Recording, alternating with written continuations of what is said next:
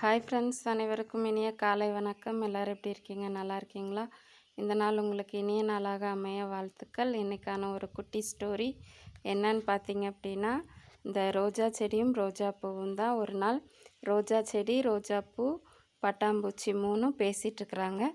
அப்போ என்ன செய்கிறாங்க அப்படின்னா, அந்த பட்டாம்பூச்சியும் ரோஜா பூவும் சிரித்து 3 பேரும் நல்லா பேசிகிட்டு இருக்கும்போது ரோஜா பூ சொல்லுது, என்ன பிடிக்குமா இல்லை ரோஜா செடி பிடிக்குமா அப்படின்னு பட்டாம்பூச்சிட்ட ரோஜா பூ கேட்குது. அப்போது பட்டாம்பூச்சி என்ன சொல்லுது அப்படின்னா, எனக்கு ரோஜா பூவாகிய உன்னைத்தான் பிடிக்கும், இதழ்கள் மென்மையாக இருக்கும், ஆனால் ரோஜா செடிக்கு முதுகெல்லாம் முள்ளாக இருக்கும், அதனால் எனக்கு உன்னைத்தான் ரொம்ப பிடிக்கும்னு சொல்லிட்டு ரோஜா பூவும் பட்டாம்பூச்சி சிரித்து பேசிகிட்டே இருப்பாங்க. கொஞ்சம் நாளில் அந்த ரோஜா பூ இதழ்கள் வாடி கொட்டி போயிடும். அப்போ பட்டாம்பூச்சி ரொம்ப அழுகும். அப்போ ரோஜா செடி சொல்லும், நாளைக்கு வா, புது பூ பூத்திருக்கும், நீ பேசலாம் அப்படின்னு. மறுபடியும் நாளைக்கு வரும், ஒரு புது பூ பூத்திருக்கும், பட்டாம்பூச்சி பேசும்.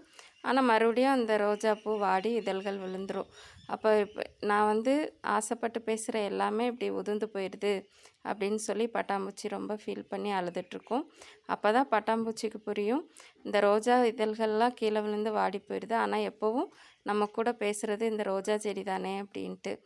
அப்படி சொல்லிகிட்டு இருக்கும்போது பட்டாம்பூச்சி ரோஜா செடிகிட்ட சொல்லும், நான் அழகாக இருக்கிற ரோஜா பூவை தான் பார்த்தேன், முள்ளாக இருக்கிற ஒன்றை பார்க்கல, நீ தான் எப்போவும் எனக்கு ஒரு நல்ல ஃப்ரெண்டு அப்படின்னு சொல்லி அந்த பட்டாம்பூச்சி ரோஜா செடி சொல்லும். இப்படி தாங்க ஃப்ரெண்ட்ஸ், அழகு நிறையில்லாதது, அது மாறி போயிடும், உதிர்ந்து போகும். அதனால் அழகை பார்த்து ஒருத்தருடைய குணத்தை தீர்மானிக்கக்கூடாது.